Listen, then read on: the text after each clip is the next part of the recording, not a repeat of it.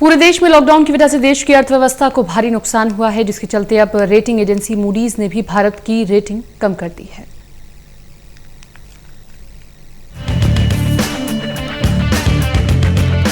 Corona के चलते पूरे देश में लॉकडाउन जारी है और जब अब लॉकडाउन अपने 5वें चरण में है और इस लॉकडाउन में कई चीजों में ढील दी जा रही है, तब पिछले लॉकडाउन को याद करना भी जरूरी है, जो देश की अर्थव्यवस्था को भारी नुकसान देकर गए हैं, जिसकी वजह से भारत की रेटिंग भी घट रही है। Rating agency Moody's investor service ने भारत की रेटिंग को कम कर दिया है। मूडीज ने सोमवार को भारत की सॉवरेन रेटिंग को Baa2 से घटाकर Baa3 कर दिया है। एजेंसी का कहना है कि निम्न आर्थिक वृद्धि और बिगड़ती वित्तीय स्थिति के चलते जोखिम कम करने वाली नीतियों के क्रियान्वयन में चुनौतियां खड़ी होंगी।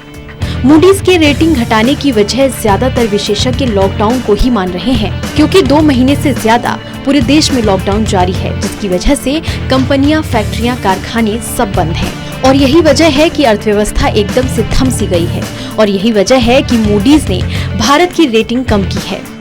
मूडीज ने सोमवार को भारत सरकार की विदेशी मुद्रा और स्थानीय मुद्रा में अंकित प्रतिभूतियों की रेटिंग कम की है। मूडीज ने भारत की रेटिंग Baa2 से घटाकर Baa3 कर दी है। दरअसल मूडीज द्वारा दी जाने वाली Baa3 सबसे निचली निवेश ग्रेड वाली रेटिंग है। अल्पकालिक स्थानीय मुद्रा रेटिंग को भी P2 से घटाकर P3 पर ला दिया है।